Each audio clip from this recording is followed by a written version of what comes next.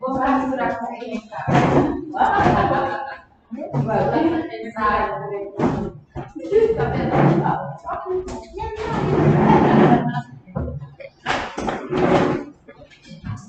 Hoje é que aula, gente? Quarta aula. Hoje já faz um mês, né? Quarta aula, 4 semanas. Nós começamos na primeira semana de fevereiro, hoje já é a última semana de fevereiro. Hoje é o último dia de fevereiro. Que bênção. Passou rápido, né? Hoje é a quarta aula.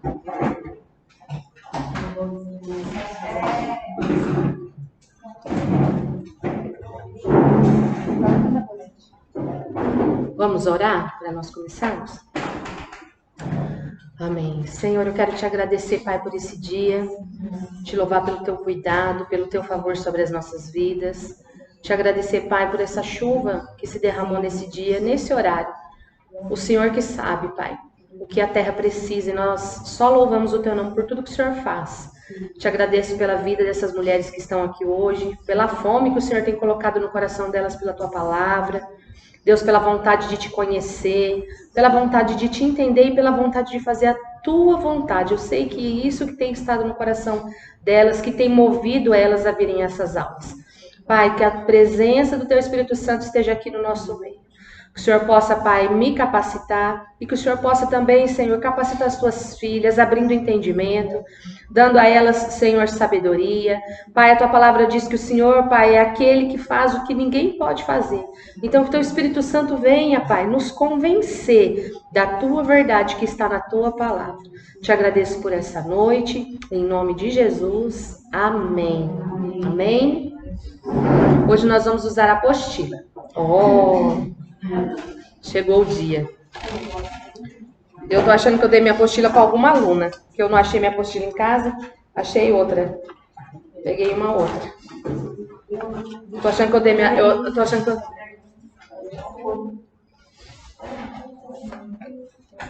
Gênesis. Lembra que eu falei que a apostila ela é um resumo do livro? Então, nós vamos ler a apostila, vamos discorrendo e comentando. E aí, se a gente chegar em algum assunto que vocês falarem, pastora, nesse assunto eu li um versículo e fiquei em dúvida, daí vai ser a hora de perguntar, tá? Então, hoje vocês podem me parar, fazer as perguntas e daí devagar a gente vai comentando e depois a gente volta se precisar em algum tópico mais importante.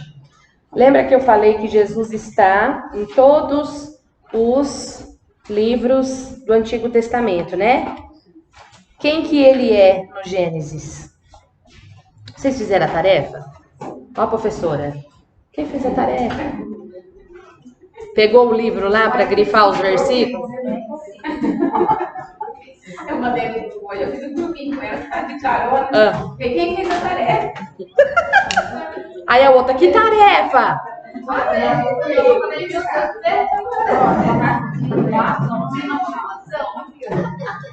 Não, parece que foi ontem que a gente estava aqui, não é? Passa muito rápido.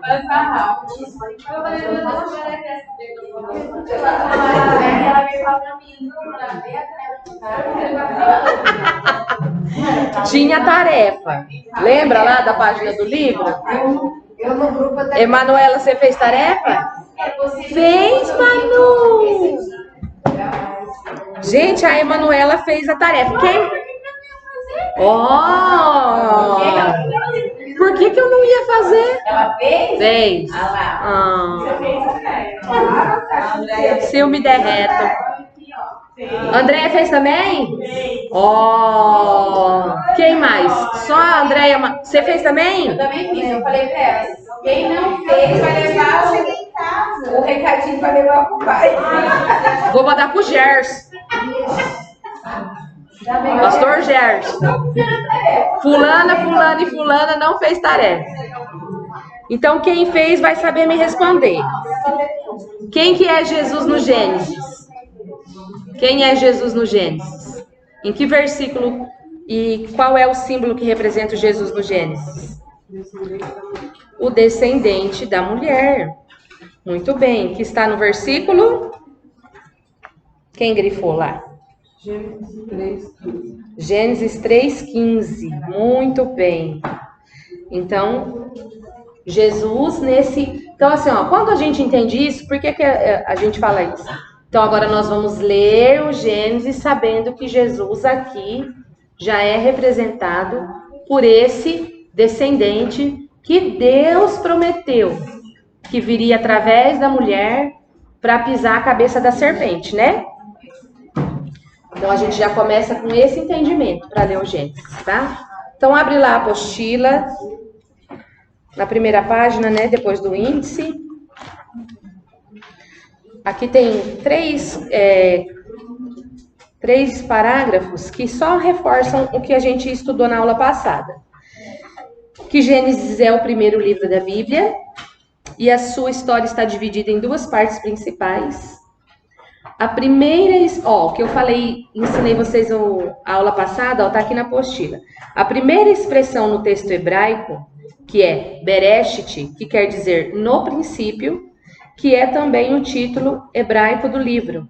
Era o costume nos tempos antigos que os livros tivessem o nome das primeiras palavras. Então, esse livro chama-se Bereshit, em hebraico, grego, hebraico. E aí depois ele foi traduzido para o grego e para nós, agora chegou até nós, como Gênesis, tá? É a primeira palavra. Abre a sua Bíblia, capítulo 1, versículo 1. Já deixa aberto aí o Gênesis hoje. Isso de ser o título lá, a primeira frase, é só os 5 primeiros livros? Só. Só os 5 primeiros livros. Depois a gente vai ter os livros, daí já é conforme os autores, né? Juízes, daí na verdade é histórica, histórias de Juízes, Josué, Ruth. Então, ó, o que está escrito lá? Capítulo 1, versículo 1. Qual que é as duas primeiras palavras? No princípio, tá? Então, ó, no princípio quer dizer Gênesis, Gênesis quer dizer no princípio, tá? O título em português ficou Gênesis, que tem origem grega e vem da palavra geneseos, que aparece na tradução pré-cristã, que foi o que a gente estudou também na aula passada, sobre a Septuaginta. Dependendo do contexto, a palavra pode significar nascimento, genealogia ou história das origens. Por isso, em ambas as formas, tanto no hebraico como no grego, o título tradicional de Gênesis descreve de forma adequada, está escrito fora, mas é forma, descreve de forma adequada o seu conteúdo, já que é basicamente o livro dos princípios. Gente, às vezes a gente vai escutar uma pregação e a gente escuta o pastor falar assim, essa palavra no grego, essa palavra no hebraico, não é assim? Essa palavra... Então, o que vocês têm que ter na cabeça? Que a Bíblia foi escrita no hebraico. Antigo Testamento, hebraico. De quem que era a língua hebraica? Do povo que estava no Egito. E o Novo Testamento em aramaico, que é um novo hebraico, que é a língua que Jesus falava. Então, assim, o aramaico, o Novo Testamento. Então, no Antigo Testamento, é hebraico. A primeira tradução do hebraico foi para o grego. Então, por isso que os pregadores, eles têm dicionário grego e hebraico. O Fernando tem lá, dicionário grego, dicionário hebraico. Por quê? Porque, às vezes, lembra que eu falei das traduções? Uma palavra que era no hebraico, aí foi traduzida no grego, já perdeu alguma coisa. Lembra que a gente falou dos testamentos, que não seria testamento, que seria a aliança, mas acabou ficando testamento? Já perde um pouco, porque testamento é o que a gente falou, a gente pensa alguém que morreu e deixou alguma coisa. Mas numa aliança, o que você lembra de uma aliança? De um relacionamento. A aliança envolve amor, envolve doação, é diferente de testamento. Então, por isso que vocês têm que entender, quando o pastor fala assim, mas essa palavra no grego, então quer dizer, já tinha sido traduzido do hebraico para o grego, e depois do grego para o inglês, né? E depois do inglês que veio para o português, tá? As primeiras traduções do grego para outras línguas foi o inglês. Então, assim, tem que entender isso. Então, olha quantas traduções para chegar no português, né? Foi escrito em hebraico, traduziu a primeira vez a Bíblia para o grego, depois para o inglês, e aí chegou para nós hoje no português, tá bom? Para a gente não ficar perdida na hora que o pastor fica falando assim, esse verbo do grego, do hebraico, você fala assim, o que tem a ver isso? Eu lá quero saber o que é o grego, o que é o hebraico. Mas então agora já sabe. Quando falar essa palavra no hebraico, está falando da primeira, não tem tradução, é do jeito que foi escrito. Essa palavra no grego quer dizer, já tinha sido traduzida uma vez, tá? Ó, o livro de Gênesis é fundamental para a compreensão do restante da Bíblia. Sua mensagem é rica e complexa, e listar os elementos principais dá um breve resumo da mensagem bíblica como um todo. Ele é, o Gênesis, acima de tudo, um livro que fala de relacionamentos, destacando o relacionamento entre Deus e a sua criação, o relacionamento entre Deus e a humanidade, o relacionamento dos seres humanos entre si.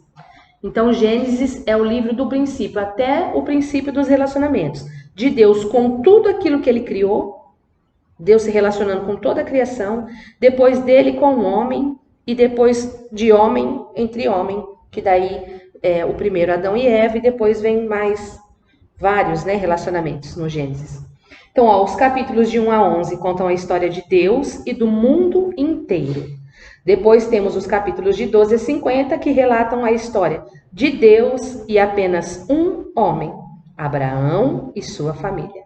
Essas duas partes estão conectadas por uma história que começa no capítulo 12. Então, o Gênesis dava para ser 2 livros.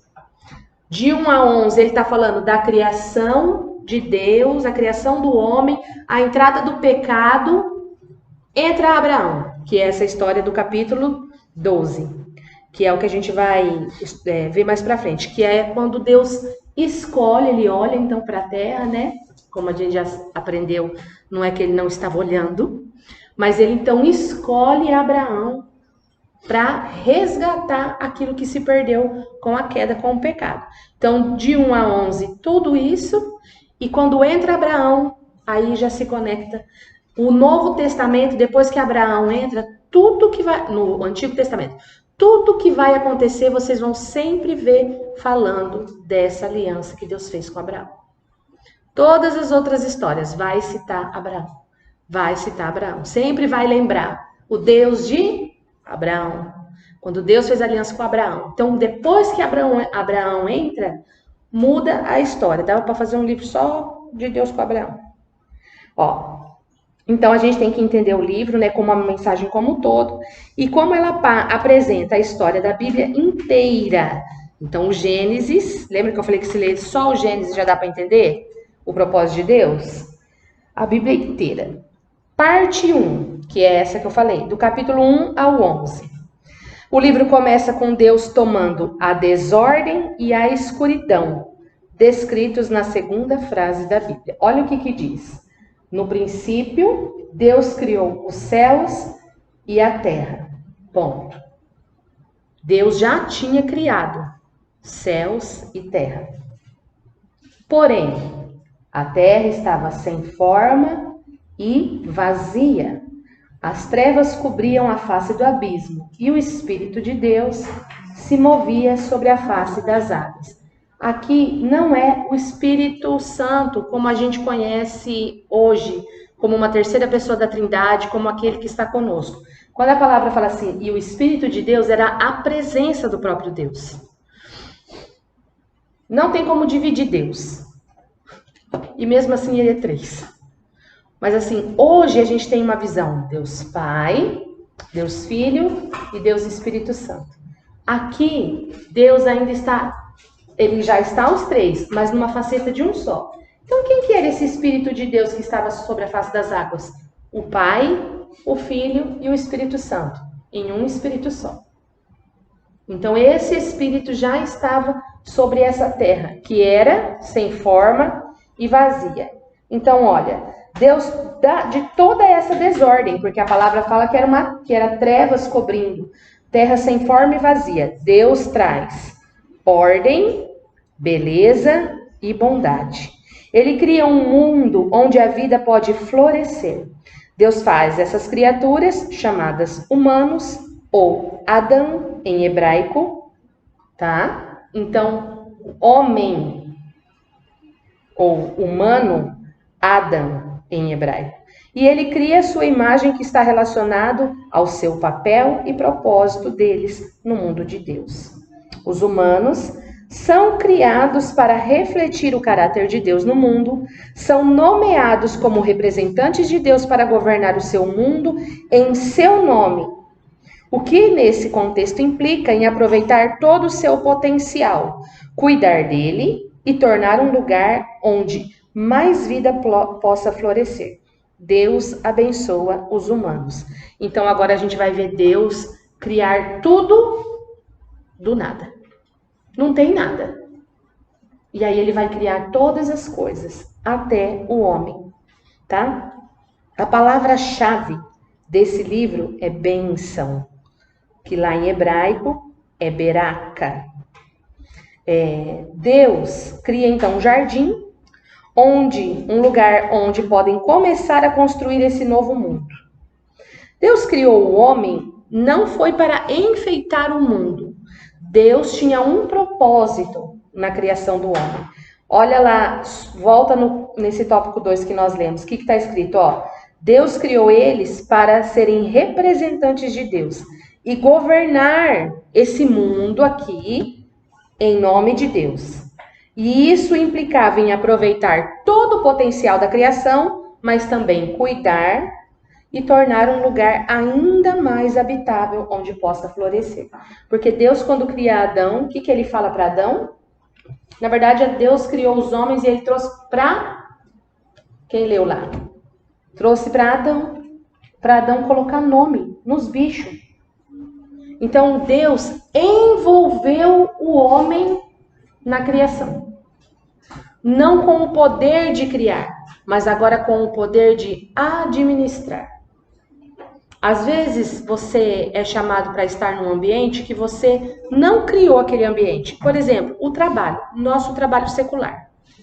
Não é nosso o lugar onde nós estamos, né? Estou falando das empresárias aqui, donas do seu próprio negócio, como a Pet e outras aí. A gente, quando é contratada por aquele lugar não é nosso. Mas a gente está ali para fazer aquilo funcionar. E se a gente não tiver, não adianta nada o patrão ter aquela estrutura. É igual uma empresa muito grande. Vamos pegar a igreja. O que adiantava aquela igreja daquele tamanho sem ter pessoas para trabalhar? Então foi isso que Deus fez. Ele criou um mundo maravilhoso e agora ele trouxe o homem para fazer parte daquilo. Então assim, os animais estavam ali, mas eles precisavam de cuidado. As plantas estavam ali, mas elas precisavam ser cuidadas, ser cultivadas. Florescia os frutos, mas eles precisavam ser colhidos e depois de colhidos ser preparados. Então Deus envolve o homem. Esse é o propósito de Deus. Quando a gente lê a palavra, por exemplo, isso tudo está no capítulo 1 e 2. É isso que a gente tem que entender. Não só a história, mas a gente tem que ler, olha, no capítulo 2, versículo 8, fala assim, versículo 7. Então, 2:7. O Senhor Deus formou o homem do pó da terra e soprou em suas narinas o fôlego de vida, e o homem se tornou um ser vivente. O Senhor Deus tinha plantado um jardim no Éden, para os lados do leste, e ali colocou o homem que formou. Então o Senhor Deus fez nascer do solo todo tipo de árvores agradáveis aos olhos e boas para o alimento. E no meio do jardim estava a árvore da vida e a árvore do conhecimento do bem e do mal. No Éden nascia um rio que irrigava o jardim e depois que se dividia em 4. O nome do primeiro é Pisson, ele percorre toda a terra de Havilá, onde existe ouro. O ouro daquela terra é excelente. Lá também existem bidélio e a pedra ônix. O segundo é o que percorre a terra de Cuxi, que é o Gion. O terceiro, que corre para o lado oeste da Assíria, é o Tigre. E o quarto é o Eufrates. O Senhor Deus colocou o homem no jardim do Éden para cuidar dele e cultivá-lo. Grifa esse versículo. 2:15. Quando você fala assim, eu não sei qual é o propósito da minha vida. Eu não sei para que Deus me criou. Não sei para que o Senhor me chamou. O Senhor Deus colocou o homem no jardim do Éden para cuidar dele e cultivá-lo. E o Senhor Deus ordenou ao homem: coma livremente de qualquer árvore do jardim, mas não coma da árvore do conhecimento do bem e do mal, porque no dia em que dela comer, certamente morrerá. Deu o propósito da vida dele. Qual é o seu propósito, Adão? É cuidar de tudo isso que eu criei. Você pode desfrutar de tudo, porém, isso você não vai fazer. Aí ele dá uma ordem, tá? A gente precisa ler a Bíblia assim, devagar. Se tem vírgula, para. Se tem ponto, para. E pensar. Isso aqui não é uma historinha, lembra que eu falei para vocês? Mas a gente tem que ler assim, olha, aqui está o propósito de Adão.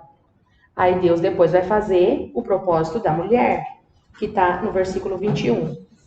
Então o Senhor Deus fez o homem cair em profundo sono, e enquanto este dormia, tirou-lhe uma das costelas, fechando o lugar com carne. Com a costela que havia tirado do homem, o Senhor Deus fez uma mulher e levou até ele. Disse então o homem disse isso: esta sim é osso dos meus ossos e carne da minha carne. Ela será chamada mulher, porque do homem foi tirada. O próprio homem reconheceu quem era a mulher. Deus não precisou falar para ele, ó, tá aí sua companheira, tirei ela aí da sua costela, é sangue do seu sangue. Não, o próprio homem que viu o valor da mulher. Por essa razão, o homem deixará pai e mãe e se unirá à sua mulher, e eles tornar-se-ão uma só carne. O homem e sua mulher viviam nus e não sentiam vergonha. Meu Deus, peladão. Então, assim, o que a gente tem que ver quando para nesses versículos? O que representa como é que fala? A nudez. É intimidade. Você não deixa ninguém te ver pelado. Então, assim, era um nível de intimidade entre eles e Deus, porque eles não tinham vergonha. Amém?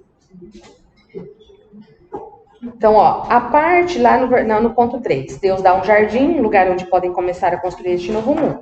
A parte importante é que os humanos têm uma escolha em como vão construir esse mundo, representada pela árvore do conhecimento do bem e do mal. Até agora, Deus forneceu e definiu o que é bom e o que não é. Mas agora, Deus está dando aos humanos a dignidade e a liberdade de escolha. Será que eles vão confiar na definição de Deus para o bem e do mal? Ou eles vão buscar a autonomia e definir o bem e o mal por conta própria? É um risco muito grande rebelar-se contra Deus. Não, é um risco muito grande. Rebelar-se contra Deus é abraçar a morte, porque você está se afastando do próprio doador da vida. E isso é representado pela árvore da vida. No capítulo 3, já entra essa figura misteriosa, que é a serpente. A serpente entra na história. E a única coisa que sabemos sobre a serpente é que ela é uma criatura que Deus fez e torna-se claro que é uma figura em rebelião contra Deus. Ela quer levar os humanos à rebelião e à morte. A serpente conta uma história diferente entre a árvore e a escolha. Ela diz que buscar conhecimento entre o bem e o mal não trará a morte, mas sim irá garantir a vida e se tornarão como Deus. Agora, isso é uma ironia trágica, porque nós sabemos que os humanos já são como Deus. Foram feitos para refletir a imagem de Deus, mas em vez de confiar em Deus, eles buscam a própria autonomia e escolhem o conhecimento do bem e do mal para si, e instantaneamente toda a história fica fora de controle. Aí vem aquela parte que a Eva vai comer o fruto. O fruto ninguém sabe o que é, né? A palavra, lembra que eu falei que para que a gente possa entender? Então, não é uma maçã, né? Vocês sabem o que é essa história da maçã? No século XIII, porque maçã em francês é pomme, pomme com 2 M's. E no latino, do latim, quando foi traduzida, ele veio pomum. Então eles pegaram um pomo para pomme e o fruto virou uma maçã. Aí hoje a gente fica achando que quer comer maçã, né? Fica achando que o pecado é o sexo, que eles caíram em pecado, que foi o sexo, fica achando que comeu o fruto, que é a maçã, e não tem nada a ver, tá? Aqui é a desobediência. E olha como Satanás... Aí a gente vai... O que eu tiro de lição? Que Satanás sempre vai nos tentar a uma coisa que a gente já tem, principalmente os filhos de Deus.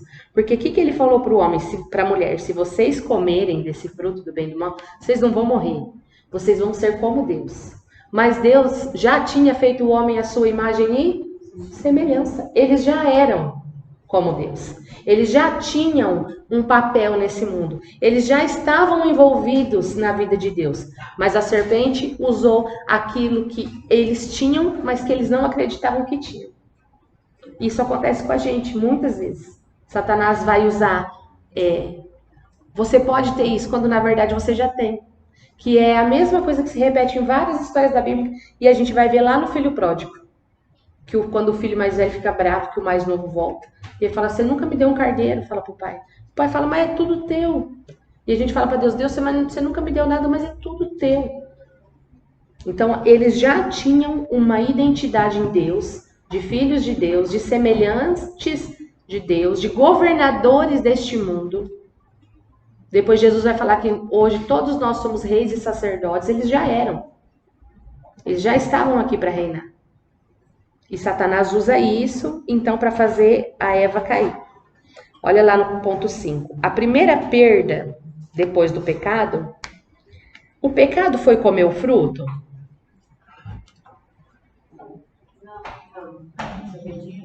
A desobediência. Na verdade, a vontade de ir além do imposto. A gente que é mãe, fala assim para os filhos, não faz isso, vai dar ruim. Não fala?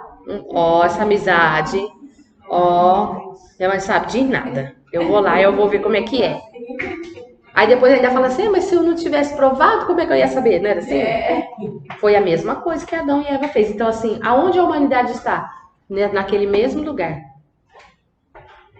Nós ainda somos esses, em rebelião.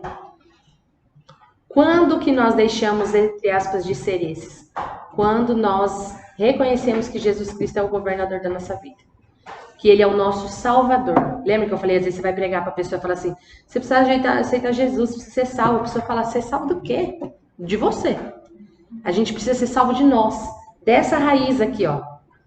Que quando Deus fala, não faz, e a gente fica, será? Será? E aí a gente vai lá e faz. E depois volta como um cão arrependido, né? Com o rabo nas pernas, igual o Chaves fala lá, como o cão arrependido, o rabo das pernas, essas coisas.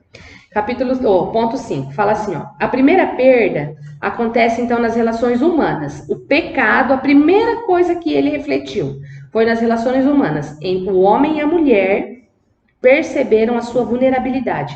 Então, lá no versículo 25 do capítulo 2, eles estavam nus e não se envergonhavam. Mas agora, no versículo 7 do capítulo 3, fala assim, os olhos dos dois se abriram, perceberam que estavam nus, juntaram folhas de figueira para cobrir-se. Eles não podem agora confiar um no outro. Eles fazem roupas e se escondem um do outro. A segunda perda acontece na intimidade entre Deus e os humanos. Eles correm e se escondem de Deus. Quando Deus os encontra, eles começam um jogo de culpar um ao outro sobre quem iniciou essa rebelião. E aí, nesse momento, a história para. A história para, e agora a gente vai ver lá no versículo, a partir do versículo 14...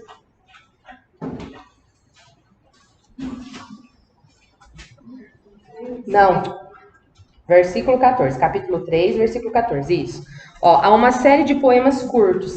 A Bíblia de vocês está diferente? Assim, a escrita? Isso, capítulo 3, a partir do versículo 14. Ó, então o Senhor Deus declarou a serpente. E aí agora vem, do versículo 14 até o 19. Ó, há uma série de poemas curtos nos quais Deus declara primeiro para a serpente e depois para os humanos as consequências trágicas de seus atos. Deus diz à serpente que apesar da sua vitória aparente, ela está destinada à derrota e a comer poeira. E promete que um dia, uma semente, ou seja, o descendente que virá de uma mulher, dará um golpe letal na cabeça da serpente. O que parece uma ótima notícia. Mas essa vitória terá um custo, pois a serpente também dará um golpe letal no calcanhar do descendente enquanto está sendo esmagada. Isso é o versículo, a partir do versículo 14. E agora esse aqui que eu falei é o versículo 15, tá? Que fala, ó, porém inimizade entre você e a mulher, entre a sua descendência, o descendente dela, e este ferirá a sua cabeça, e você lhe ferirá o calcanhar. Foi a tarefa. Foi a tarefa. Gente, esse versículo, ele se chama proto-evangelho. Lá nas teologias, nos estudos, quando a gente vai estudar, esse versículo ele fala que ele é o proto-evangelho, que ele é o quê? Ele é o que está anunciando o evangelho, porque isso aqui é o evangelho. Só nesse versículo está anunciando o que vai vir depois. Porque daí depois todo o ministério de Jesus se baseia nisso aqui. Em vencer a serpente, pisar na cabeça dela. Mas ela fere o calcanhar, ele morre, né? Porque o que a serpente... Gente, quando uma serpente pica um calcanhar da pessoa, morre. Venenosa. E por que o calcanhar? Porque ela é rasteira. Tá ali no chão. Mas o que isso quer simbolizar? A picada no calcanhar. Morte. Ele vai ferir sua cabeça. Tipo assim, ele vai pisar na tua cabeça. Mas você também vai ferir o calcanhar. E foi o que aconteceu com Cristo. Cristo perdeu ganhando. É um negócio diferente. Ele morreu e viveu. Não é? Satanás ganhou e perdeu.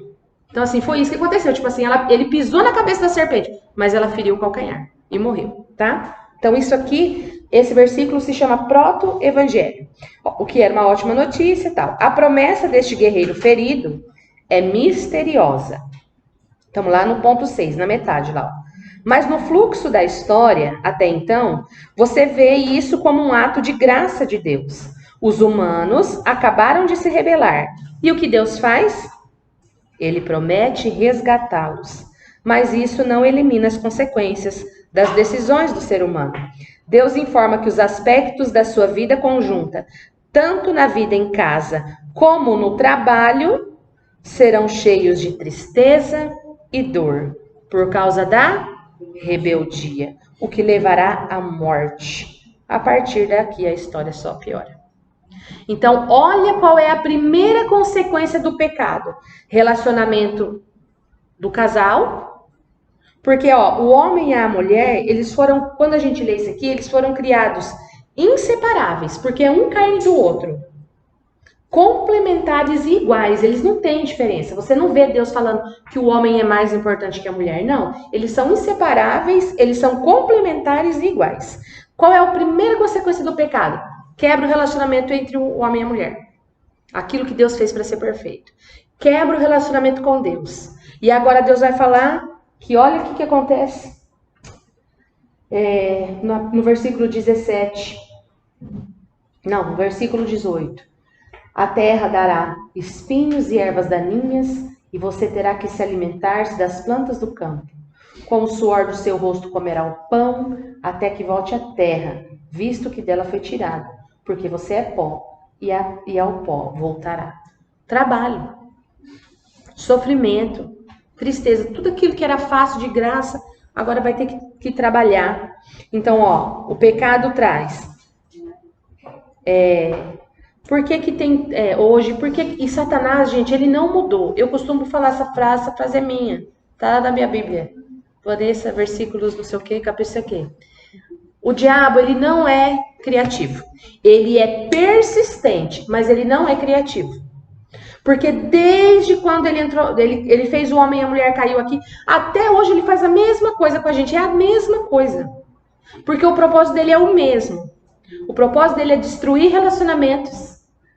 Porque quando você está ferido com uma pessoa, e não importa se é seu pai, sua mãe, seu marido, seu filho, você já não se relaciona direito com Deus. Não é assim? Não, você está magoada. Hoje você não vai falar com Deus. Estou magoada, Jesus. Amanhã eu falo com o Senhor.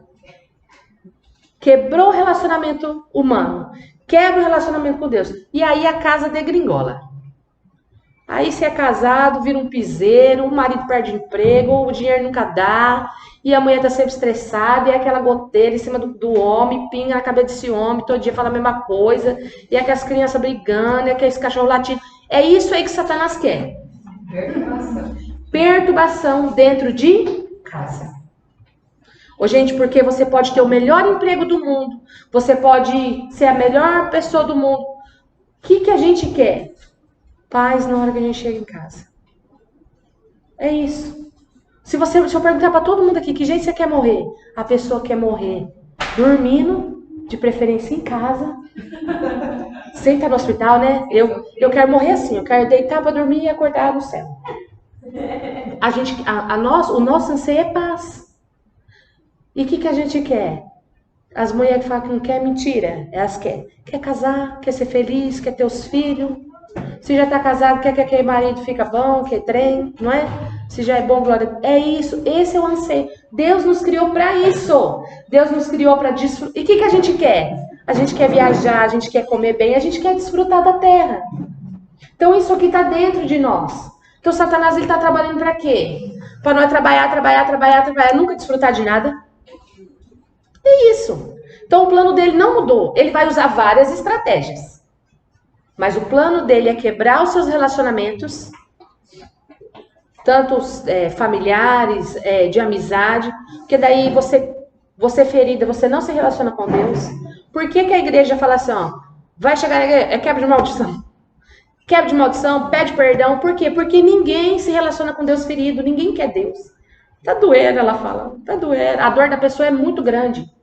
Então, Satanás, ele não é criativo. Tudo que ele trabalha na tua vida, todo dia, na hora que você levantar de manhã, ele vai começar. Ele quer quebrar um relacionamento seu. Se ele não conseguir com o seu marido, ele vai tentar com o seu filho. Se ele não conseguir com o seu filho, ele vai tentar com a sua vizinha, ou é lá no seu emprego, nem que seja com os cachorros. Que daí você já fica irritada, aí você já falou, hoje eu não vou orar nada, que eu tô atrasada. Porque a maior bênção da nossa vida é a paz dentro da nossa casa. Você chegar em casa e você falar, aqui é meu castelo. Não tem briga, não tem criança gritando, né? O marido chega, a delícia.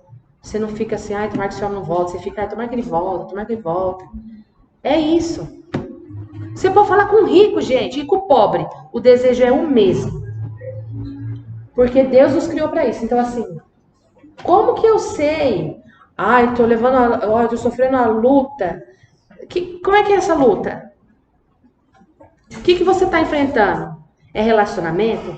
Tá querendo tirar a sua paz? Não, realmente é o diabo. Agora tem coisa que não é. Tem coisa que é da vida.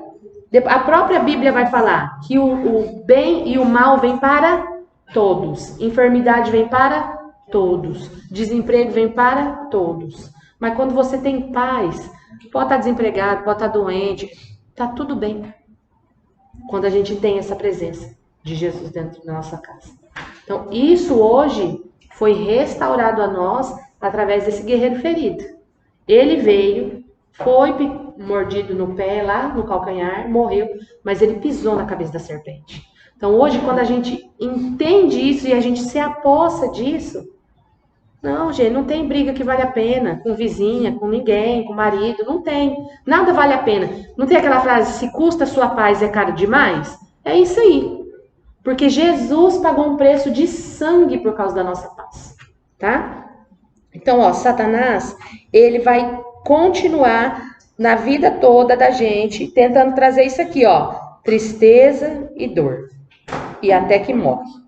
Aí, ó, lá no ponto 7, os capítulos 3 a 11 traçam o efeito crescente da rebelião e das relações humanas fraturadas em todos os níveis. Aí vem a história dos dois irmãos, Caim e Abel. Caim tem tanta inveja de seu irmão, ó, o pecado quebra os relacionamentos. Aí, Caim tem tanta inveja do seu irmão que ele quer matar o irmão. Deus adverte Caim que não caia na tentação, mas ele cai de qualquer maneira e mata o seu irmão no campo. Caim constrói então uma cidade onde reinam a violência e a opressão. Tudo isso culmina na história de Lameque. Lameque, olha lá, é o primeiro homem da Bíblia a ter mais de uma esposa. Capítulo 4, versículo 19. Deus fez o homem para ter uma esposa. Daqui para frente a gente vai ver Abraão, 2, 4, 5, 6, quanto que monte de mulher. Não é o propósito de Deus, tá? O propósito de Deus é uma esposa. Capítulo 4, versículo 19, olha o que fala. Lameque tomou 2 mulheres. Uma chamava-se Ada e a outra Zilá. Ada deu à luz a Jabal, que foi o pai daqueles que moram em tendas e criam rebanhos. Então, olha lá, ele é o primeiro personagem na história que tem 2 mulheres. Filho de Caim. Caim, quando ele foge da presença do Senhor, ele funda essa cidade, e essa cidade reina então o quê? A violência e a opressão. Ele acumula, aí vai mostrando aqui em Lameque, depois daqui para frente, olha que forte isso. Ele acumula como sua propriedade as esposas, e entoa uma breve canção de como ele ainda é mais vingativo que Caim. Caim é aquele que matou o próprio irmão. E olha o que Lameque fala para as mulheres dele no versículo 23 e 24. Disse Lameque às suas mulheres: Ada e Zilá, ouçam-me, mulheres de Lameque, escutem as minhas palavras. Eu matei um homem porque me feriu, e um menino porque me machucou. Se Caim é vingado 7 vezes, Lameque o será 77. Então, agora começou a nascer os homens maus, porque a palavra vai falar que os homens são maus. Tem homens que nascem maus, com o coração voltado para a maldade, tá? Vira a página 4. Aí a gente tem uma curiosidade, ó. A cultura pastoral era intimamente interligada com a vida desde Abel e até o nascimento de Jesus. A cultura pastoral influenciou os símbolos bíblicos do líder ideal, do rei ideal e do Messias, e até mesmo de Deus. Então, por que eles colocam Jesus como o bom pastor? Davi foi o maior rei de Israel, ele era pastor. Deus, a gente vê como o nosso pastor, o Senhor é o meu pastor, porque era cultural. Então, para as pessoas entenderem o cuidado de Deus, cuidado de Deus com as pessoas e o amor, eles usavam os pastores. É o boi? Você viu na onde você pegou? Na página 4. Certo, mas... Aqui em cima, ó. Não, mas o nosso é diferente. Misericórdia. Mas não tem na página anterior? Tá na 3, que você leu. O nosso tá embaixo, o seu tá em cima. Tá em cima. Isso aqui é a gráfica. Vocês vão reclamar na cara. Não. Falei que essa apostila aqui tava lá. Não sei o que aconteceu com essa apostila. Então, vocês entenderam? Lembra que eu falei que a Bíblia ela é escrita para a gente entender. Jesus é pastor de ovelha? Não. Vocês é ovelha, gente? Misericórdia. Pensa num bicho burro, é a ovelha. Vocês já viram ovelha? São terríveis. Elas são terríveis, gente. E pensa numas bichas malvadas. Então, nós não é ovelha, mas nós parece com elas, né? Então, assim, Deus não é pastor. Jesus não é pastor. A gente não é ovelha. É simbólico. Porque quando foi escrito, a cultura pastoral era algo muito forte. Funcionaria escrever nos dias de hoje? Não. Porque hoje nem tem pastor de ovelha mais. Não aqui na nossa região. Hoje teria que ser outra coisa. Eu nem imagino o quê. Pai, filho, sei lá. Mas assim, é por causa da cultura, tá? Então, ó, ponto 8. Depois disso, depois dessa história de Lameque, a gente tem uma história estranha sobre os filhos de Deus, que poderiam se referir a seres angelicais do mal, ou antigos reis que alegavam descender dos deuses, como Lameque Eles adquiriram tantas esposas quanto quiseram e geraram os Nefilim, grandes guerreiros dos tempos antigos. Qualquer que seja a interpretação correta, o ponto principal é que os humanos estão construindo reinos que enchem o mundo de Deus com violência e ainda mais corrupção. Vocês leram esses capítulos? Capítulo 5 e capítulo 6? Que vai falar desses homens maus? Os descendentes? Ó, o capítulo 6 começa assim. Quando os homens começaram a multiplicar-se na terra e lhes nasceram filhas, os filhos de Deus viram que as filhas dos homens eram bonitas e se escolheram para si aquelas que lhes agradavam. Então disse o Senhor, por causa da perversidade do homem, meu espírito não contenderá com ele para sempre. Ele só viverá 120 anos. Por quê? Porque aqui atrás, gente, nós vamos ver ali, ó, Adão viveu 800 anos. Na verdade, ele viveu 930 anos. E aí tem vários. Matusalém viveu 969 anos. Então, assim, os homens viviam muito tempo. Só que depois que Deus viu a maldade do homem, Deus bateu o martelo. Falou, vai viver no máximo 120 anos, porque esse trem é muito mal. Então, olha lá, foi por causa da perversidade do homem que Deus falou, eu não vou ficar brigando com os homens para sempre. Porque pensa, Adão viveu quase 1000 anos. Ele deu trabalho para Deus. Ele deu trabalho. Então, ó, naqueles dias, havia nefilins na terra. O que é nefilins? Provavelmente gigantes. Tá? Então, assim, você vai estudar história, geólogos, nós temos esqueletos enormes. Davi não derrotou um gigante? E quem que era esse povo, Vanessa? A Bíblia fala que eles eram descendentes de filhos de Deus e mulheres da terra. Lembra que a serpente estava na terra? E depois fala lá de homens maus, de anjos maus. Esse tempo, o mundo espiritual do início era bem diferente. Satanás, ele foi lançado na terra. E aqui junto com os seus anjos a palavra fala. Então assim, isso aqui, o que a gente tem que fazer? Lembra que eu falei que eu não vou ficar dando interpretação do que a Bíblia não dá? Então assim, tem várias interpretações, poderia trazer várias aqui para vocês, mas até bem legal, que a gente acredita. Mas a Bíblia só fala que eles eram gigantes, eram descendentes de mulheres com seres espirituais, provavelmente. Então, ó, eles eram, naqueles dias haviam nefilins na terra e também posteriormente, quando os filhos de Deus, de novo, possuíram as filhas dos homens, quer dizer, não era filho de Deus, igual a gente falou, filho de Deus, não. Era diferente, eram outras criaturas, que não eram homens. E elas lhe deram filhos. Esses foram os heróis do passado, homens famosos.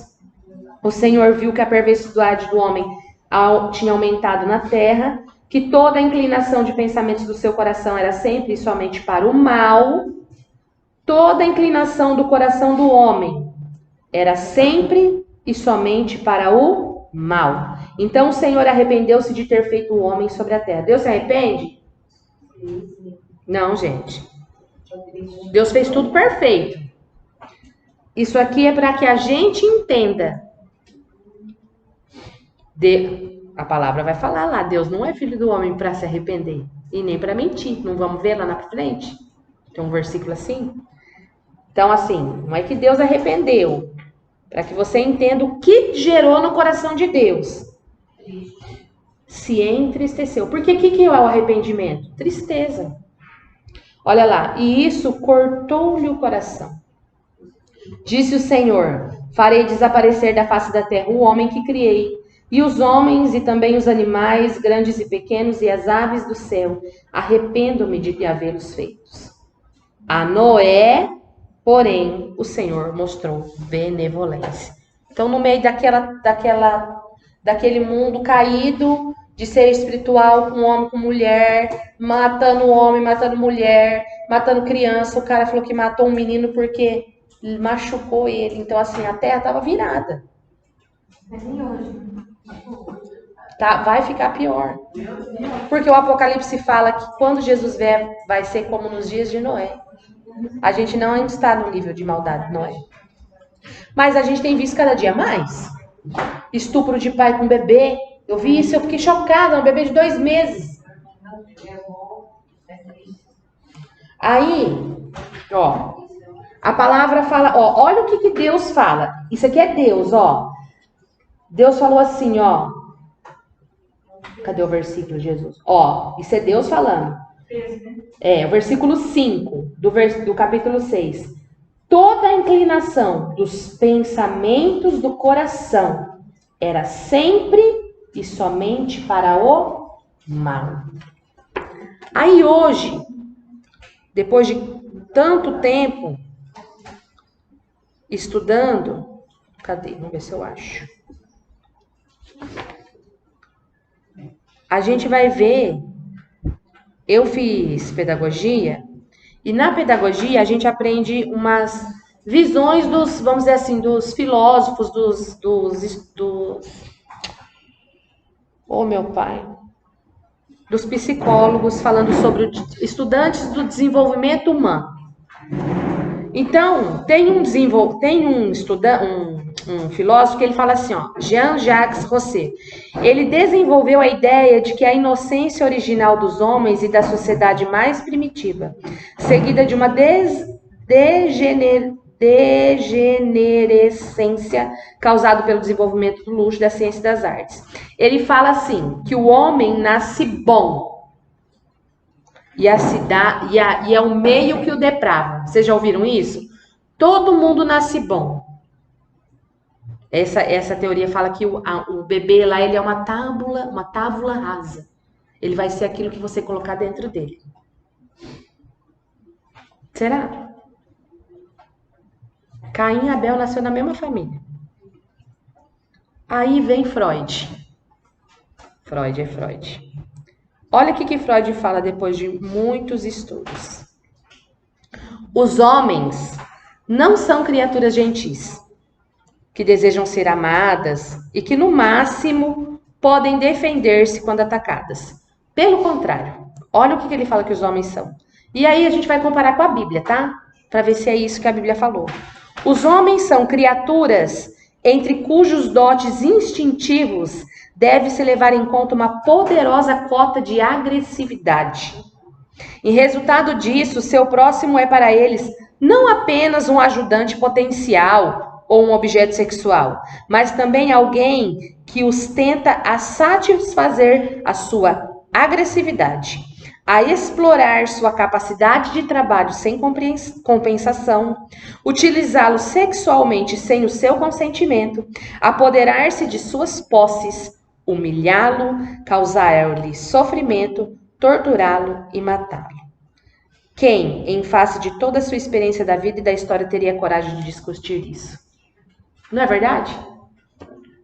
Como que você me fala? A pessoa pode ter sofrido o que foi, gente. Um pai pegar uma filha e fazer aquilo. Uma bebê. O que Deus viu? Que depois que o pecado entrou no mundo. E o que é o pecado? O pecado é o desejo de conhecer o bem e o mal, e eu escolho o que é bom para mim. Porque Deus colocou o homem no mundo e ele falou assim, ó, isso é bom para você. E o homem falou, não, eu quero saber qual é o outro lado e eu vou decidir por mim. Esse é o pecado da rebelião. Então, um homem, depois que entrou isso na terra, depois que Satanás conseguiu convencer o homem de que não é Deus que sabe o que é bom para você. Você que tem que escolher o que é bom para você. Quando você vai pregar, evangelizar uma pessoa que está em pecado, está no mundo, o que ela fala? Eu que sei o que é bom para mim. Ela está em rebelião. Porque nós não sabemos o que é bom para nós. Deus é que sabe. Qual que é a nossa oração? Que Jesus Cristo nos ensinou. Não seja feita a minha vontade, mas a tua. Por quê? Porque a nossa vontade está cheia de cobiça, de inveja, de agressividade, de maldade. Essa é a nossa vontade.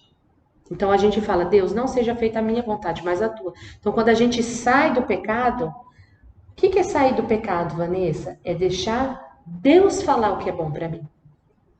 Porque eu não sei escolher por mim. E toda vez que a gente tá em Deus e a gente começa a querer fazer escolhas, é onde a gente cai. E aí a gente volta e fala, Deus, eu não sei o que é bom para mim. Então o homem, esse capítulo, esse versículo 5, fala exatamente isso que Freud fala do homem. O homem, ele é esse ser que ele não vê o outro como um ajudante. Ele vê o outro com alguém que ele pode satisfazer a agressividade, a sexualidade. Olha, capacidade de trabalho sem compensação. Você está lendo o livro? Isso aqui é outro livro. É que eu tô 555 livros, eu escolhi o mais fácil para a gente ler, mas esse é muito bom também, ó. Para conhecer a sua Bíblia. Ele fala isso, que o homem é esse. Gente, a gente é assim. Você tá lá, você precisa fazer um serviço, mas você não pode pagar. A irmãzinha fala lá, vou te ajudar, não precisa pagar não, na hora você aceita. Porque é bom para você. Esses somos nós. Que a gente tem que lutar todo dia a gente tem que lutar. Para não cair nessa escolha. Eu sei. Não aparece, viu, pastor? Hã? Falando isso, não aparece. Às vezes aparece. Tô brincando, né? Por quê? Porque também não tem mais aquela que quer, né? Ajudar. Então, assim, ó, é aquela que quer humilhar a outra. A mulher é assim. Às vezes a gente se arruma, não é pra nós, é pra humilhar a outra. Não é? Porque isso é nosso. Nós somos assim, eu sou tão má. É mesmo. Todos nós somos. A diferença é que eu venci numa área que você ainda não venceu. Mas todas nós somos. Todos nós somos. Amém? Então, Deus viu isso. E o que a gente tem que tirar de tudo isso? Ai, pastor, eu queria saber quem que é esses filhos de Deus, quem que é os Nefilim. Não, gente, a gente tem que pegar, a gente tem que captar a mensagem. A gente não pode ficar preso nos detalhes. Dá para entender? Dá. Dá para estudar? Dá. Mas o que Deus quer? Ele lembra que eu falei? Ele quer que você tire a lição disso tudo. Então ele viu a maldade do coração do homem, que estava em pecado, que ainda está também no nosso coração, tá? Mas qual que é a diferença, então, daqui quando fala que a mulher tem um filho com um anjo e aqueles que estão somente na Bíblia canônica? Que você falou que foi o que foi tirado da Bíblia que a gente não tem aqui na mão. Ah, sim. Mas aquilo lá não é porque não era essas partes. Mas tipo assim, anjos mentindo. E isso sendo trazido como verdade, não como história, porque aqui é história. E esses livros lá, eles foram escritos como se, tipo assim, os anjos dando ensinamentos. Tem religiões que são baseadas, religiões cristãs que são baseadas em ensinamento de anjos. E Deus não deu esse poder para anjo nenhum. Porque a palavra ainda vai mostrar lá quais são os anjos. Eles são ministros de adoração, ministros de louvor, né? Os anjos que cuidam, mas que ministram o evangelho, não. O evangelho foi dado a ser ministrado por Jesus Cristo, que incumbiu a nós. Que quando ele morreu, ele falou o quê? Vá e pregue, né? Mas não é nesse sentido, tá? Ó, ponto 9. Em resposta à corrupção, sabemos que Deus está profundamente triste. A humanidade está destruindo o belo mundo e destruindo uns aos outros. Então, num ato ímpeto de proteção da bondade que existe no seu mundo, Deus limpa a maldade humana com grande dilúvio. Mas existe um humano inocente que ele quer proteger: Noé e toda a sua família. Ele nomeia Noé como um novo Adão. Ele repete a bênção divina e envia pelo mundo afora. Mais uma vez, temos grandes expectativas. Por quê, gente? É a mesma coisa, eu falei assim, vamos resetar? Clica aqui, reseta. Vamos começar tudo de novo? Aí Deus falou assim, agora eu vou criar um novo homem. Porque ele criou Adão e deu o mundo para Adão governar. Criou uma expectativa em cima de Adão. Caiu-se o pecado. Agora ele faz tudo de novo. E agora ele pega Noé. E ele faz a mesma coisa. O mundo tá limpo, não tem mais ninguém. É Noé e a família. E aí o Noé, então, é o novo Adão. O que será que Deus está querendo fazer? Olha lá, ele nomeia Noé como um novo Adão e repete a bênção divina e envia pelo mundo afora. Mais uma vez, temos grandes expectativas, mas Noé falha no jardim, do mesmo jeito. Ele vai, planta uma vinha, fica bêbado até perder os sentidos. Então, um de seus filhos, Cã, faz algo vergonhoso ao seu pai na tenda. Deixa eu ver se eu acho esse versículo para falar para vocês com um pouquinho mais de propriedade. Os filhos de Noé, aqui, capítulo 9, versículo 20. Gente, a gente ouve todo esse barulho do vento que é prédio, tá? Então a gente tá no alto, né? Não muito alto, E passa muito avião aqui também. Ó, então tá. Capítulo 9, versículo 20. Então aqui já foi a arca de Noé, já ficou lá 40 dias, 40 noites em cima da água, já tá secando a água, já parou no monte Erizim, como é que chama? Vocês viram que tem notícias de que eles acharam os resquícios da arca? Lá nesse monte tem uma notícia, eu vi essa semana na internet. Então tá, secou a água, então agora eles saíram da arca e olha o que aconteceu. Noé, ele era agricultor, foi o primeiro a plantar uma vinha. Fruta, uva, né? Bebeu do vinho, embriagou-se e ficou nu dentro da sua tenda. Cã, pai de Canaã, viu a nudez do seu pai e foi contar aos 2 irmãos que estavam do lado de fora. Mas Sem e Jafé pegaram a capa, levaram-no sobre os ombros e, andando de costas para não verem a nudez do pai, cobriram. Quando Noé acordou do efeito do vinho e descobriu que seu filho caçula havia lhe feito, disse: Maldito seja Canaã. Aí ele vem e traz uma maldição sobre o filho dele. Aí temos as traduções. Quando a gente pega esse versículo que fala assim, ó, que Cã viu a nudez do seu pai, existem alguns, e eu só vou falar isso desse jeito porque depois que eu ouvi isso, me caiu melhor no coração, porque eu fiquei pensando, gente, o filho entrou na tenda, ele não sabia que o pai estava lá doidão, bêbado, aí viu, foi lá e contou pro irmão. Isso ia trazer uma maldição tão grande assim? Então, assim, existem umas traduções que falam que ver a nudez é como se fosse um ato de abuso sexual. Tá? Então, o verbo lá no hebraico, depois traduzido para o grego, esse ver a nudez é como se ele tivesse abusado do pai. Então, quando o pai tomou consciência e viu o que o filho tinha feito, aí não justifica uma ira desse tamanho? Sim. Mas eu acho que eu não nem foi o que ele pensa, porque o pai estava ali, ele só viu. Mas acho que o fato dele ter visto. Mas ele foi chamar os irmãos, né? Os irmãos foram lá e cobriu o pai. Ele poderia ter, gente, o pai tá lá doido, vamos lá cobrir o pai, botar o pai para dormir. Ele fez algo mais. Então, assim, isso vem isso daria mais base para a gente entender o tamanho da ira e do pecado que entra aqui agora. Porque agora vai começar tudo de novo. Porque o pecado entrou, né? Então, olha lá. Então, dos seus filhos, Cã fez algo vergonhoso ao seu pai na tenda. Eu ainda escrevi assim, tá? Porque a gente não sabe o que é, mas de acordo com a Bíblia diz que fala viu a nudez, tal. Então aqui temos o novo Adão, que é o Noé, nu. Como que Adão e Eva ficou? Nu. Envergonhado, justamente como o primeiro Adão.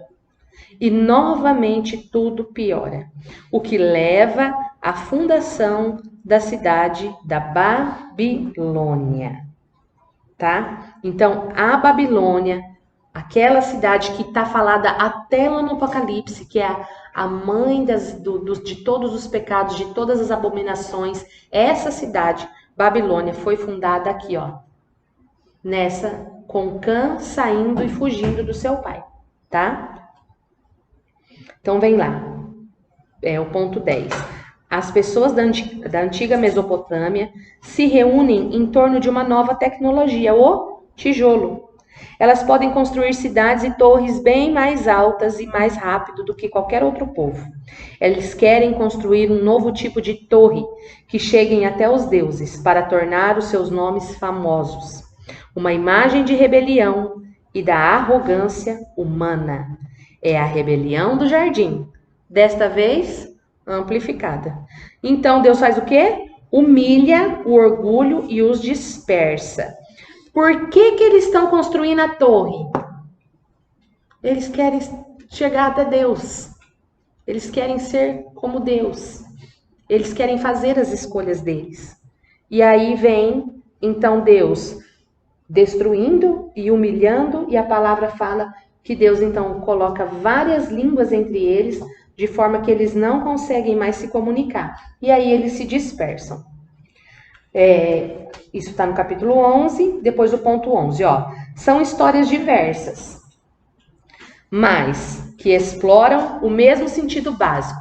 Que história? A história de Adão e Eva, a história de Caim e Abel, a história de Lameque, a história de Noé, do dilúvio, agora a história da Torre de Babel. O que está acontecendo aqui? Deus está dando aos humanos a chance de fazer a coisa certa no mundo que ele criou.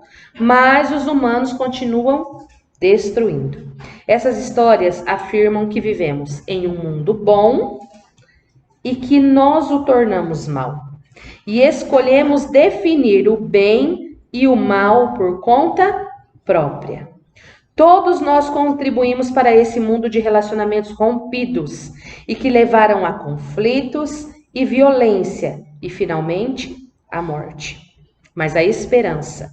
Deus prometeu que o descendente viria, um guerreiro ferido que derrotará a raiz do mal. Apesar da maldade humana, Deus está interessado em salvar o seu povo. Então a grande questão é, claro, o que Deus vai fazer? E a próxima história é o elo aonde a gente encontra a resposta para essa pergunta. Gente, qual é a nossa maior dificuldade no mundo hoje? A gente vai conversar com as pessoas e a gente fala assim, isso é mal. Aí você fala assim, porque Deus falou que isso não é pra gente fazer, que é ruim. O que o mundo fala pra nós? Eu que sei o que é bom pra mim. É bom sim. Se há amor, se os dois estão ali concordando, quem é Deus para falar o que é bom para mim? Então, a raiz do pecado até hoje é essa. Você vai lá falar com a fulaninha que tá com o problema lá. Procura a gente. Ah, tô com esse problema, não sei o quê. Você fala assim, mas olha, isso que você tá fazendo não é bom. É porque na palavra fala assim, assim, assim. Não, mas é bom pra mim. Eu gosto. Me dá retorno, não sei o que. Aí porque assim, você vai tentar mostrar pra ela que tá tudo degringolado por causa que ela escolheu o que é bom pra ela. Então o pecado, gente, ele é sempre esse. A escolha do bem e do mal pela minha visão, não pela visão de Deus. Todos os pecados têm raiz nisso aí, tá? Então agora a gente fecha a primeira parte do Gênesis, ó. Acabamos o versículo 11 e vem o versículo 12, que é o chamado de Abraão. Então do capítulo 12 até o capítulo 50 nós vamos falar de Abraão, tá? Antes de nós entrar, vamos fazer um intervalinho, pra vocês fazerem xixi, beber água, comer pão de mel.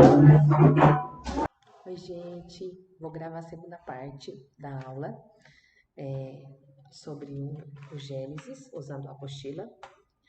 Nós paramos, então, fizemos um intervalo e aí a gente perdeu aquela gravação da segunda parte, que foi quando a gente retornou. Então, eu tô terminando a aula de hoje aqui, que foi a quinta aula, mas eu vou voltar e gravar a segunda parte da quarta aula, tá bom? Então, é lá na apostila, página 4, a segunda parte, que é do capítulo 12 para frente, onde vai entrar agora Abraão. Então, o primeiro tópico aí é Abraão, e fala assim: agora o autor do livro traça a genealogia de apenas uma família, que culmina na história de um homem chamado Abrão, né? Mais tarde conhecido como Abraão. A promessa de Deus para Abraão no começo do capítulo 12, ela abre um movimento completamente novo na história. Deus chama Abraão para que deixe a sua casa e vá para a terra de Canaã. E Deus diz que um dia esta terra será sua. Nessa terra, Deus promete abençoar a Abraão. Essas promessas estão ligadas a partes anteriores do livro. A Babilônia, de forma arrogante, tentou buscar a sua própria fama, e isso não terminou muito bem. Mas Deus, em sua generosidade, vai dar um grande nome a esse homem sem nome.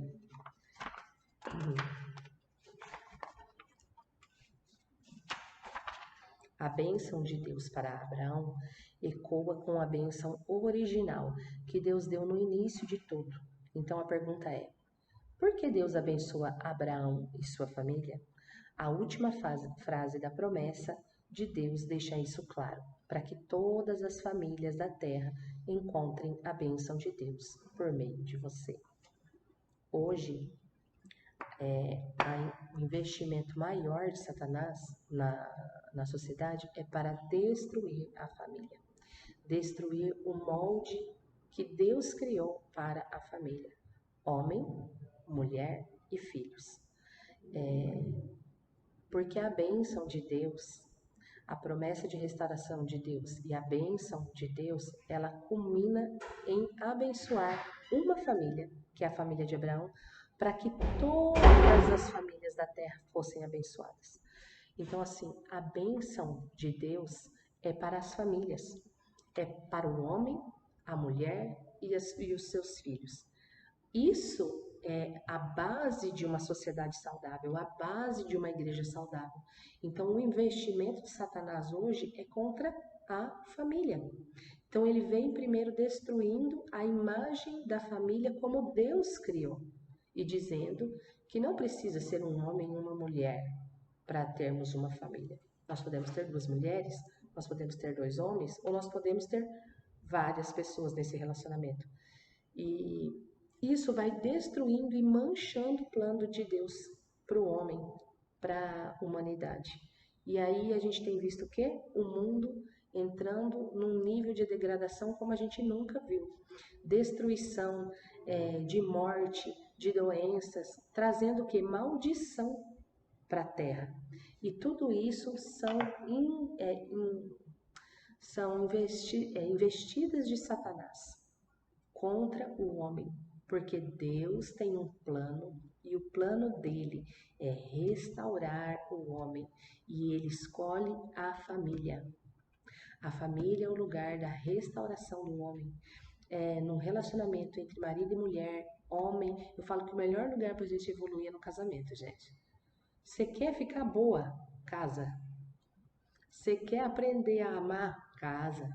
Porque ali você vai ser moldada, você vai ter que ceder, você vai ter que amar quando você não quer amar, você vai ter que cozinhar quando você não está com fome, você vai ter que lavar, você vai ter que passar tudo para o outro.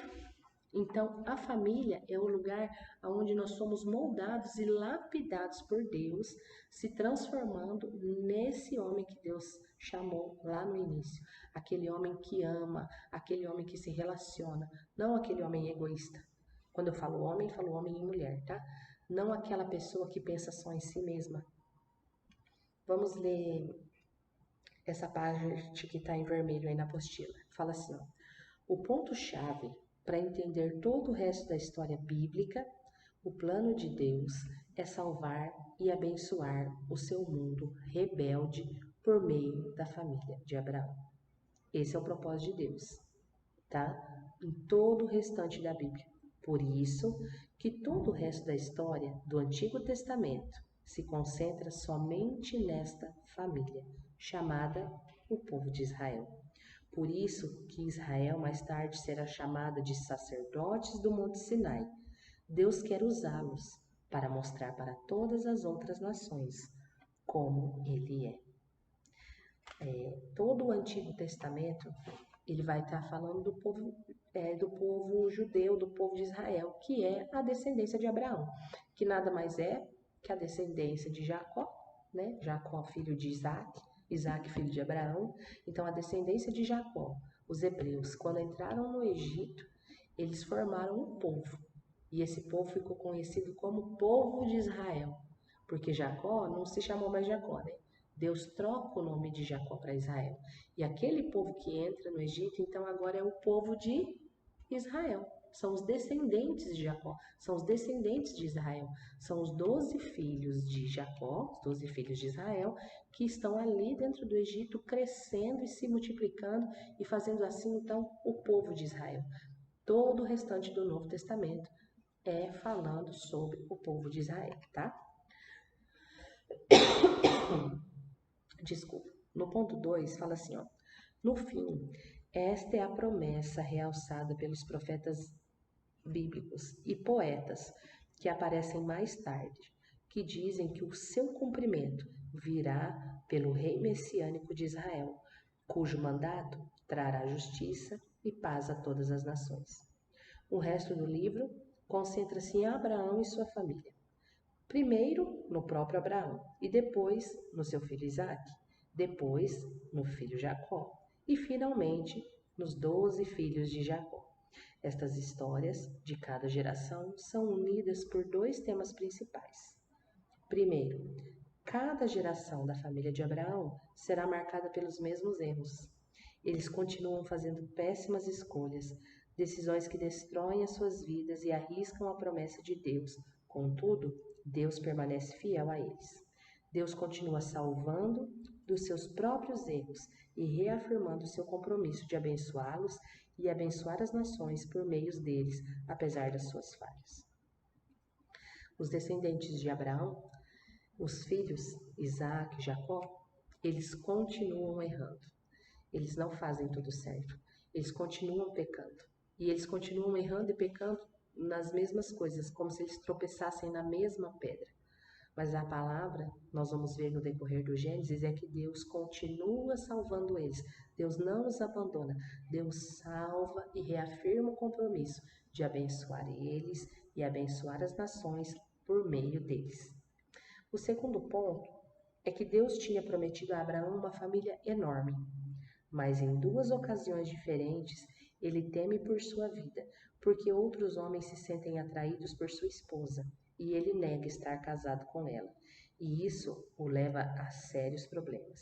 Não só isso, mas Abraão e sua esposa Sara não podem ter filhos. Então Sara planeja para que Abraão tome uma de suas servas, o que também cria todo tipo de problema. Mas toda vez Deus livra Abraão. Nos capítulos 15 e 17, Deus chega a formalizar a sua promessa para Abraão com um compromisso oficial chamado aliança. Essa é uma cena clássica. Deus convida Abraão a olhar o céu estrelado na noite e olhar as estrelas. E ele diz que sua família será numerosa do mesmo jeito, apesar das probabilidades de sem filhos e sem maneira de ter nenhum filho no momento. Abraão olha para o céu e simplesmente confia na promessa de Deus. E aí tem um versículo que fala que Abraão creu e isso lhe foi imputado por justiça. Quando Deus fala para ele, olha para o céu, olha para as estrelas, você pode contar? Olha a areia do mar, você pode contar? Assim será a sua descendência. E Abraão não tinha filhos, Sara não podia ter filhos, eles já estavam em idade avançada, mas mesmo assim, ele crê com seu coração. E a palavra fala que porque ele creu, Deus imputou por justiça, Deus cumpriu. Então, não é só Deus. Quando Deus faz uma promessa para nós, nós precisamos fazer a nossa parte, nós precisamos crer. Por mais que no momento nada nos leve a crer, se nós crermos, Deus vai cumprir a promessa, tá? Ó, a promessa da aliança Abraão será pai de muitas nações e uma bênção para o mundo. Está lá em Gênesis 15:17. Deus pede para que Abraão marque a sua família com o sinal da aliança, a circuncisão de todos os meninos da família. Esse símbolo serve para que eles lembrem que a prosperidade da família é uma dádiva de Deus. Aí vamos ver entrar a circuncisão. Deus vai pedir para que o povo de Israel, Deus já sabia que aquele povo ia crescer, que aquele povo ia se misturar com outros povos. Então Deus escolhe um sinal e pede para que eles façam uma circuncisão, que é um corte no prepúcio de todo menino. E esse corte era para que eles não se esquecessem que eles tinham um dono. E eles eram o povo de Deus, eles eram o povo escolhido, eles eram a nação eleita. E a circuncisão não deixava eles esquecerem. Então, toda vez que nascia um menino, eles faziam esse ritual da circuncisão de cortar o prepúcio daquela criança, dos meninos. Abraão termina por ter muitos filhos e morre em idade bem avançada. Isso é um resumo do resumo da história de Abraão. Tem muitos detalhes na história de Abraão, mas isso a gente pega como a mensagem que esse personagem, que Abraão, traz, tá bom? O ponto principal de Abraão é que ele foi escolhido por Deus e porque por meio dele, da família dele, uma família milagrosa, porque Isaac nasce sob circunstâncias de milagres, desta família, Deus traria a bênção para todas as outras famílias da terra, tá? E agora nós vamos falar de Jacó. Lá na página 6 da apostila fala assim, ó. A história de Jacó abrange esses temas de uma forma ainda mais dramática. A partir do seu nascimento, Jacó faz jus a seu nome, que significa enganador. Ele engana seu irmão Esaú, tomando a sua herança, a sua bênção, e ele faz isso enganando seu velho pai, que estava cego e simplesmente vai embora. Olha agora a trágica história dos filhos, né? Isaac tem um filho, Jacó e Esaú são os filhos de Rebeca, 2 gêmeos, e a palavra diz que já no ventre eles brigavam entre si. E aí Jacó nasce então agarrado no pé de Esaú, e quando ele tem a oportunidade, quando ele chega na idade adulta, quando ele tem a oportunidade, ele engana o pai dele, que estava cego, rouba a bênção da primogenitura do seu irmão, porque apesar de gêmeos, Esaú nasceu primeiro, e vai embora. Essa é a família, os descendentes de Abraão, a família que Deus escolheu. Depois disso, ele tem 4 esposas, mas ele ama só uma, Raquel. E isso cria muitas rivalidades na família. A única coisa que humilha a Jacó é ser enganado por seu tio Labão, que toma anos da sua vida. Agora o jogo vira e Jacó vai ter que retornar para a terra de Canaã, nessa situação, humilhado. Em uma história muito estranha, numa passagem, né, posso até ver ali o capítulo, Jacó acaba lutando com Deus e exige que ele o abençoe. Algumas coisas não mudam, mas Deus honra a sua determinação e passa a bênção de Abraão para Jacó. Deus muda o nome de Jacó para Israel, que quer dizer aquele que luta com Deus. Agora já não é mais Jacó, agora é Israel.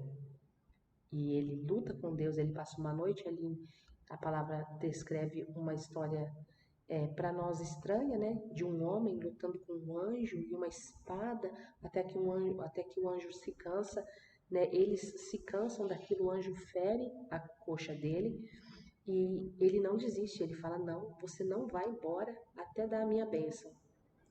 E então Deus se agrada daquela postura dele, daquela atitude, muda o nome dele de Jacó para Israel e fala, agora você não é mais um enganador. Você é um valente, você é alguém que lutou com Deus pela tua bênção. Forte, né? Deus, ele não abandona os seus. Ele faz promessas, ele faz alianças e ele cumpre, independente dos nossos erros. Ele sempre vai estar ali cumprindo aquilo que ele nos prometeu, a aliança que ele fez, ele cumpre e dando oportunidade para que a gente possa se regenerar, para que a gente possa melhorar, para que a gente possa crescer.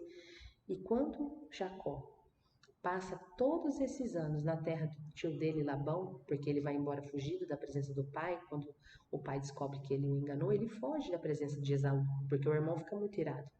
Deus leva ele para o tio Labão, e o Labão engana ele por muitos anos, faz ele trabalhar por uma esposa, da outra, Deus trata com Jacó.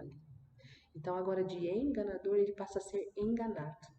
E então Deus começa a moldar o caráter desse homem, transformar, regenerar, ao ponto agora dele lutar com Deus por uma bênção. Ele já não é mais um enganador. Ele é Israel, aquele que luta com Deus por aquilo que ele quer receber de Deus. Amém? Agora nós vamos para outro personagem. Nós vamos para José, tá? José, ele aparece na última parte do livro, né? A história dos filhos de Jacó. Todos os temas dos filhos de Jacó convergem num ponto comum. Jacó ama seu penúltimo filho José, mais do que qualquer outro. Ele lhe dá um casaco especial. Os 10 filhos mais velhos passam a odiar José. Eles o sequestram e planejam matá-lo, mas ao invés disso, eles decidem simplesmente vender como escravo para o Egito, onde ele termina na prisão. Isso é que é um fracasso de família. Então, olha como as histórias vão se repetindo e sempre se degradando, tá? José era filho de Raquel, e por ser filho de Raquel, que era a esposa que Jacó amava, Jacó se apegou muito a esse menino. E ele começou de uma certa maneira a fazer diferença com os outros filhos. E os outros filhos, normal, sentiram ciúme, pegaram raiva daquele irmão, planejam matar o irmão. Mas eles acabam que só vendem o José para um comerciante de escravos que estava passando por ali, e eles então, esse comerciante leva então José para o Egito, tá? Mas Deus está com José. Ele planeja a liberdade de José na prisão, e o faraó termina por colocar José na posição de vice-comandante de todo o Egito. José salva a nação do Egito durante um período de fome. Ele acaba salvando seus irmãos e sua família de morrerem de fome. Mais uma vez, podemos ver que a loucura e o pecado da família de Abraão encontram a fidelidade de Deus, que transforma a maldade dos irmãos em uma oportunidade para salvar vidas. Isso é o que José diz no final do livro. Vocês planejaram isso para o mal, ele falando para os irmãos, mas Deus planejou para o bem, para salvar muitas vidas. Gênesis 50, versículo 20. Essas palavras são colocadas estrategicamente, posicionadas no final do livro, porque resumem não somente a história de José e a dos seus irmãos, mas também do livro inteiro como um todo. Esse versículo resume o livro de Gênesis. Muitas coisas foram planejadas para o mal, desde quando a serpente enganou Eva, mas Deus faz com que todas essas coisas culminem para o bem. Amém? Forte, né? É isso que acontece na nossa vida também. Dos capítulos 3 em diante, os humanos continuam agindo de forma egoísta e fazendo o mal, mas Deus não vai abandonar o seu mundo e deixar ele ser gerido por conta própria. Ele permanece fiel e determinado em abençoar as pessoas apesar das suas falhas. Podemos ver isso claramente, como a promessa do descendente da mulher se desenrola pelo livro. Deus prometeu que esse guerreiro ferido viria e derrotaria a serpente e o mal na sua fonte. O autor então começa a conectar essa promessa diretamente com a linhagem de Abraão. Essa é a parte sobre como Deus trará essa bênção para as nações. De Abraão, a promessa é ligada a Judá. da seguinte maneira. Em um poema extremamente importante, no capítulo 49, Jacó, já velho no seu leito de morte, abençoa os seus 12 filhos. Quando chega a vez de Judá, Jacó então tem uma previsão, ele tem uma direção, um discernimento de Deus. E fala que Judá se tornará a tribo líder dos reis de Israel. Um dia, um rei virá, que comandará a obediência das nações e cumprirá a bênção de Deus de restaurar a promessa do jardim para todo mundo. Depois disso, Jacó e José morrem também. Jacó morre e José morre também. A família, ainda em expansão, permanece no Egito. O livro do Gênesis termina com todas essas esperanças futuras no ar, mas ainda sem desenvolvê-las. Amém? Existem muitos personagens importantes no Gênesis e muitas histórias ligadas a esses personagens. Existem muitas histórias e muitos detalhes sobre Abraão, sobre Esaú, sobre José, sobre os seus irmãos, sobre Judá. Mas aí vocês vão lendo, tá? E vão absorvendo. Aqui no estudo, a gente entende a mensagem que todas aquelas histórias querem passar. Então, o que eu tento passar para vocês aqui na apostila é a mensagem que Deus quis passar com tudo aquilo que Abraão passou, a mensagem que Deus quis passar com tudo aquilo que Jacó passou. Mas para conhecer os detalhes, vocês precisam ler a Bíblia, tá bom? Porque se a gente for ler aqui, explicar história por história, a gente não consegue terminar o estudo. Então, a minha intenção é que com isso, com a visão que a gente passa pelo livro, com a visão que a gente pega aqui da apostila, quando vocês lerem novamente o livro, ou mesmo já terem lido, vocês consigam ter uma clareza de por que todas aquelas histórias, de por que todos aqueles detalhes, tá bom? Essa era a parte que tinha ficado faltando da aula 4. E eu peço desculpa, né? Demorou um pouquinho, mas tá aí essa parte para vocês, tá bom? Já tem a aula 5 e na próxima semana já vamos para a 6ª aula, tá bom? Um beijo, queridas. Deus abençoe vocês.